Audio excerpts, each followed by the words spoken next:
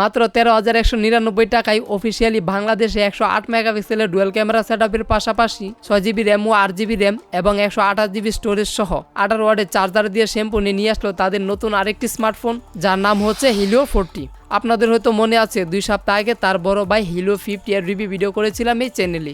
সেই ফোনটির বাজেট একটু বেশি ছিল, তাই তারা কম বাজেটের মধ্যে এই ফোনটি লঞ্চ করেছে দেশের মার্কেটে। যাই হোক, সত্যি কথা বলতে ফোনটি কিন্তু বেশ শক্তিশালী কনফিগারেশন নিয়ে এসেছে দেশের মার্কেটে, আর এটা নিয়ে কিন্তু কোনো রকম কনফিউশনই নেই, সবকিছুই ভালো দেখতে পেয়েছি এই ফোনটিতে। তারপরও এই ফোনটি ব্যবহারে কেমন পারফরমেন্স পেয়েছি, ফোনটির কোন দিকটি ভালো পেয়েছি বা মন্দ পেয়েছি, তার সবকিছুই ডিটেলে আলোচনা করা হবে আজকের এই ভিডিওতে। তো চলুন আর কথা না বাড়িয়ে ভিডিওটি শুরু করা যাক।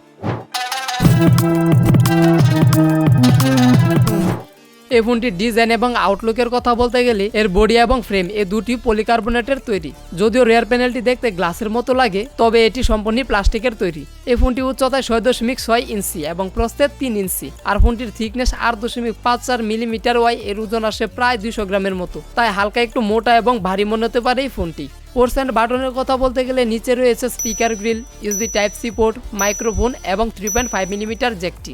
আর ডান পাশের উপরের দিকে রয়েছে ভলিউম রকার ও এরই নিচে রয়েছে পাওয়ার অন অফ বাটন। আর এই বাটনটি ফিঙ্গারপ্রিন্ট সেন্সর হিসেবে কাজ করছে, যেটি কিনা যথেষ্ট ফাস্ট এবং একুরেট কাজ করে।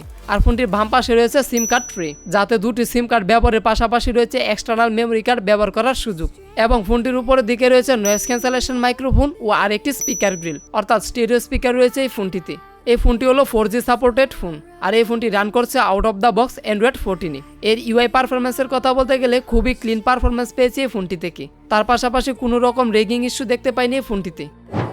এই ফোনটিতে 6.67 ইঞ্চির একটি HD+ IPS LCD ডিসপ্লে রয়েছে, যার রেজলিউশন হচ্ছে 720x1604 পিক্সেল এবং 90 Hz রিফ্রেশ রেট রয়েছে এই ফোনটিতে।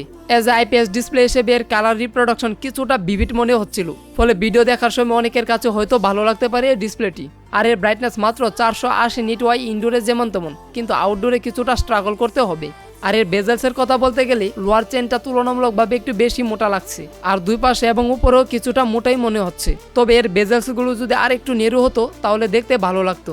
যাই হোক, ডিসপ্লে ঠিক উপরেই সেন্টারে রয়েছে পাঞ্চর কাটিং সেলফি ক্যামেরাটি।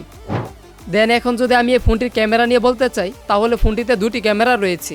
মেন ক্যামেরাটি হচ্ছে 108 মেগাপিক্সেলের ওয়েট সেন্সর এবং অপরটি হচ্ছে 2 মেগাপিক্সেলের ম্যাক্রো সেন্সর। আর সামনে রয়েছে 16 মেগাপিক্সেলের সেলফি ক্যামেরা। দিনের আলো এর ছবিগুলোতে স্যাচুরেশনের পরিমাণটা কিছুটা বেশি পেয়েছি, আর কম লাইটের ছবিগুলোতে ডিটেলের কিছুটা ঘাটতি দেখা গেছে। আবার রাত্রের বেলা ছবিতে ডিটেলের পরিমাণটা খুবই কম দেখতে পেয়েছি, আর তার পাশাপাশি ছবিগুলো একটু বেশি সফট করে ফেলছিল। এক কথায় বলতে গেলে রাত্রের বেলায় তেমন একটা ভালো ছবি পাবেন না এর মেন ক্যামেরা দিয়ে। তবে দিনের বেলা যদি লাইটগুলো একটু বুঝে তুলতে পারেন তাহলে কিছুটা ভালো রেজাল্ট পাবেন এর ক্যামেরা থেকে। আর ক্যামেরার একটি ভালো ব্যাপার হলো এই ফোনটি দিয়ে সর্বোচ্চ 2K তে 30 fps ভিডিও রেকর্ড করা যায়। দিন শেষে ক্যামেরা নিয়ে একটি কথাই বলবো, এই ফোনটিতে 108 মেগাপিক্সেলের তুলনায় ততটাও ভালো রেজাল্ট দেখতে পাইনি এর ছবিগুলোতে। দেন এখন যদি এই ফোনটির স্পিকারের কথা বলি, এখানে স্টেরিও স্পিকার থাকায় মোটামুটি ক্লিয়ার সাউন্ড শুনতে পেরেছি এই ফোনটি থেকে। তারপরে ফোনটিতে রয়েছে 5000 এমপিআরের ব্যাটারি এবং সাথে থাকছে 18 ওয়াটের একটি চার্জার।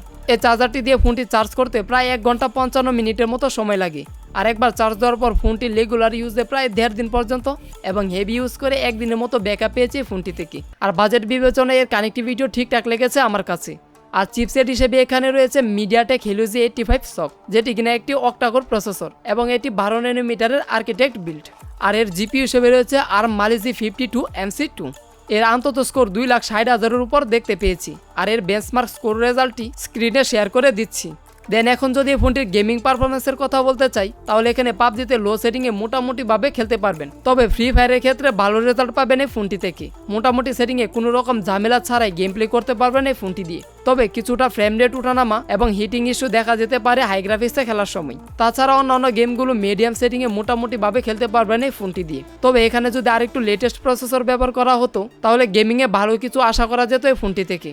এখন এই ফোনটির প্রাইসের কথা বলতে গেলে দুটি স্টোরেজ ভেরিয়েন্টে পাবেন এই ফোনটি, যার প্রথমটি হচ্ছে 6GB র্যামের সাথে 128GB রোম। এর দাম রাখা হয়েছে মাত্র 13,199 টাকা এবং অপরটি হচ্ছে 8GB র্যামের সাথে 128GB রোম। এর দাম রাখা হয়েছে মাত্র 13,999 টাকা। শুধু 800 টাকার মতো ডিফারেন্ট রয়েছে এই দুটি ভেরিয়েন্টের মধ্যে।